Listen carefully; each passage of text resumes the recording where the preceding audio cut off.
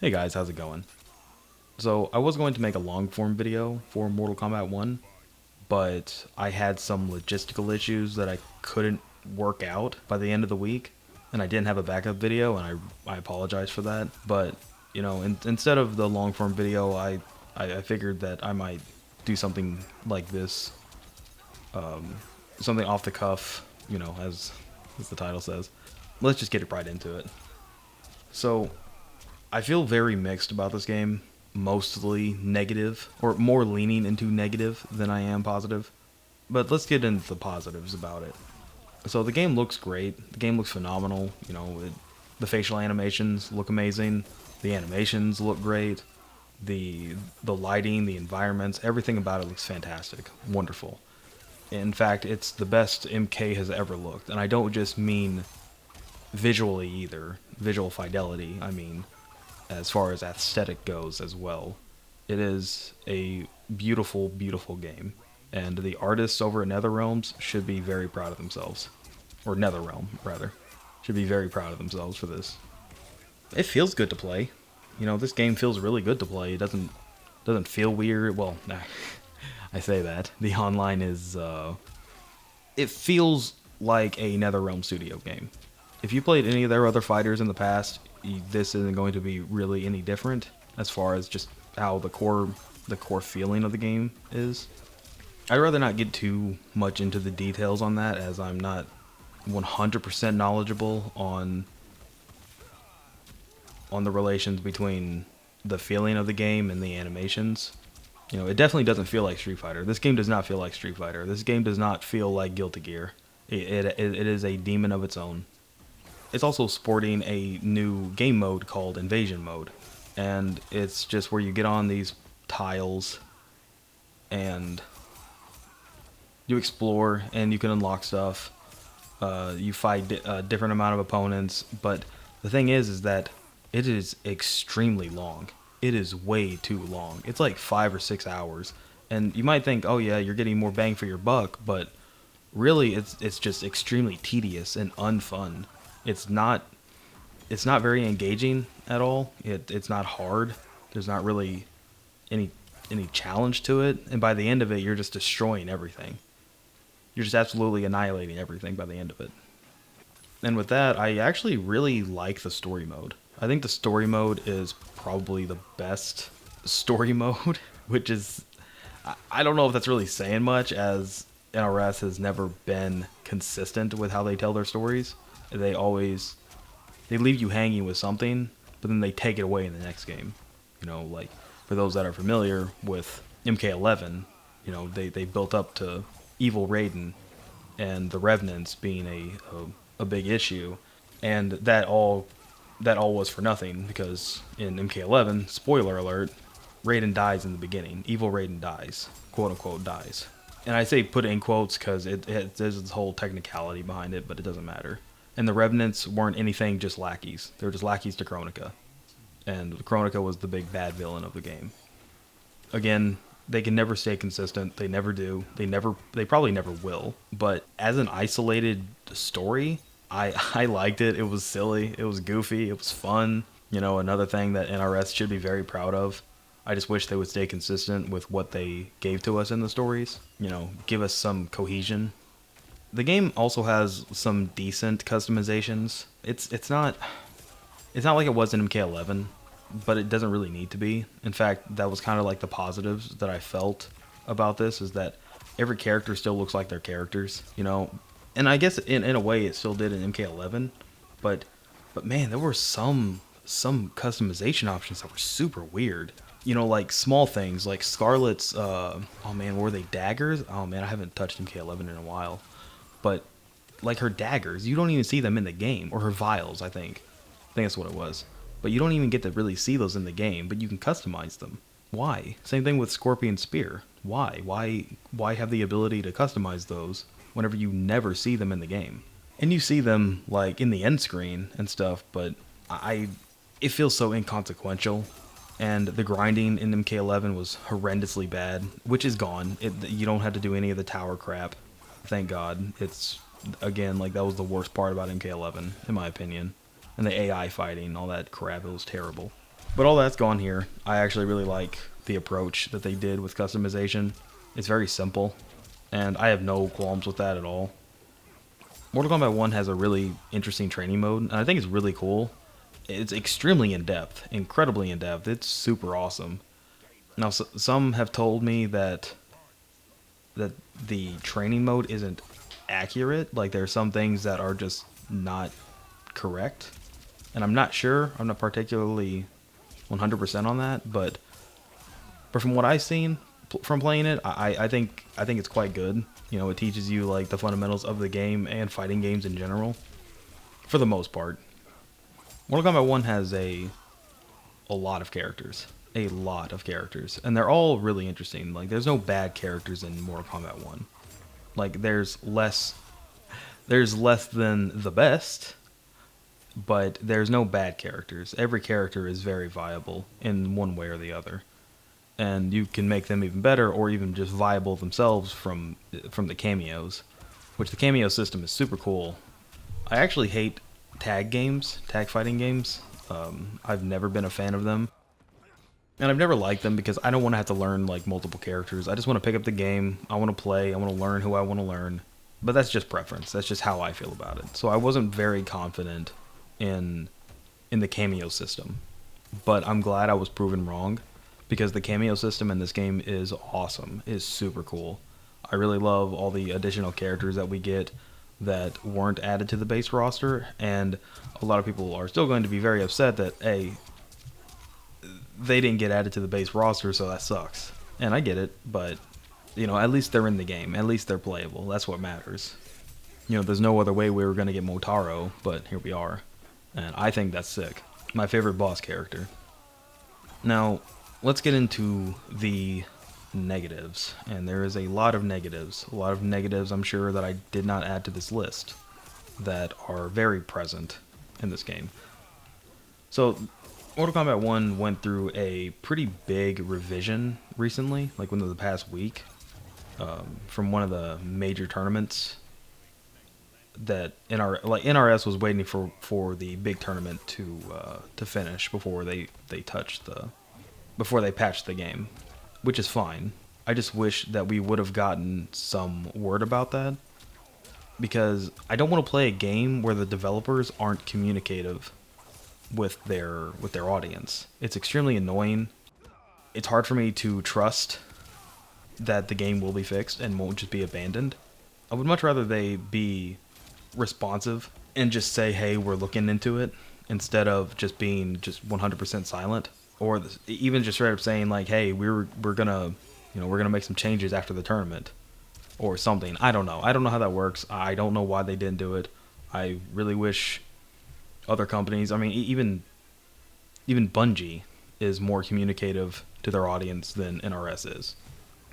So the negatives to the online are, just from the ones that I've written down here, there aren't any lobbies like there is in MK11. I think MKX had lobbies as well. There's no character ranks, like character/team ranks, like there is in Street Fighter. So like in Street Fighter, if you have a character and you are a diamond player with that character, and if you switch off to another character, like let's say you just wanted to play Ken, well, you can do that, and you'll start from the bottom. You won't be a diamond player. Which, the good thing about that is that it's still a new character. You're still learning it, and that's a positive. You know, like, you want to actually like play a character without any real stress, even if it is in ranked. That's a feature that really should have been available in Mortal Kombat 1. You know, I feel like Street Fighter 6 has done so much good as far as like setting a standard, a golden standard, that every fighting game should probably follow. Actually, every fighting game should follow from here on. Mortal Kombat just lacks in almost every way compared to Street Fighter 6. And I feel like it's very appropriate to compare it to its contemporaries, you know, especially something like Street Fighter 6. One of those things is that there is no connection filters for ranked. And if you go into a ranked match and you see someone with a horrible ping, like 186 ping, you're not going to want to play them. But in Mortal Kombat 1, you have to. There is no way of changing that. So if they're on a 100 plus ping and they're on a Wi-Fi connection playing Smoke, you're either going to have to lose points or play it out. Like, you can back out, but you'll lose points for it. Which, I can't tell you how many Smokes I've played on. It feels intentional. It feels like the people who are on Wi-Fi with a bad connection play Smoke because they know the absolute scumbaggery that it is. Which, I mean, more power to them. I think that's really funny. But it shouldn't be an issue to begin with. It shouldn't be a thing. I should be able to select my region. I should be able to select my connectivity option. I don't want to fight someone on Wi-Fi. They can fight themselves. They can play other Wi-Fi characters. I don't care. But I don't want to do that. But I'm forced to do that, even in ranked. There's no crossplay in this game either, which is horrendous. They had it in NRS had it in MK11, but it was in beta for like 2 years, 3 years, something like that. And they removed it from all the advertising for Mortal Kombat 1, which again does not bode well for crossplay, which again is another big L from NRS. I don't know the logistics of something like that. I don't know how hard it is to have crossplay work on a game like this, but it seemed to have worked really well with MK11. At least, I can't say for behind the scenes, but at least for what we saw, the user experience, it seemed really good. So I don't know what's going on with that. And overall, like, the online experience is just not good. It's not great. I don't want to have to wait, 4 years, 2 years even, for this game to be good. I don't want to have to wait a year for this game to be good. And if you're a casual player, and if you enjoy it, I mean, even if you're a competitive player and you enjoy it, that's awesome. Like, I'm happy for you. Legitimately, I'm happy for you. I'm glad you can enjoy this game. And I can too. I can enjoy it. I just think I overpaid, and I wish I could just, like, pay for the online, and for the people who wanted to play the story, they can just have the story. But I'm so... there's something that needs to be done, because I'm so tired of spending my money on games that are just that are just incomplete. Like, I'm just going to start buying indie games from now on or something. I don't know. That's probably a bit of a stretch, but I say that half-heartedly because games like Diablo 4 exist and Mortal Kombat 1 exist, completely unfinished, and they're not even really worth it. Like, it's fun. I think Mortal Kombat 1 is fun, but it's just not a good experience. And I really want to love this game, because although I wasn't necessarily excited for it, whenever I finally was able to play it, I was rather, like, pleased with it. And then I started to take my experiences online, and every problem was just, like, exacerbated. It was like, oh, the more I play, I'm like, oh god, this game is rough. Just like with Halo Infinite, I don't want to have to wait for it to become decent. I don't want to have to wait for these small features to be added for me to enjoy the game. Because these little features make a huge difference for someone who is wanting to play, somewhat competitively. I hope these do get fixed in the near future. We won't hear anything about it. NetherRealm is just, I just don't feel like they're going to communicate with their audience. They seem to not have been doing that, at least as far as I could tell. I've looked around. Their Twitters are inactive. Their website has, like, no updated news or anything. I mean, some of the things that Ed Boon even talks about aren't even really, he doesn't talk about the issues in the game. He just, he just talks about Mortal Kombat like a fan, which is cool. Obviously it's cool. Like, I think we all love Ed Boon. I love his stuff. I love seeing him tweet. I love seeing what he talks about. And I do really enjoy this franchise. I still love Mortal Kombat. And just like with Halo, I keep coming back, hoping that it'll be good one day. That's not this. And by the time this game is good, Mortal Kombat, 2 or the next Mortal Kombat will be out by then.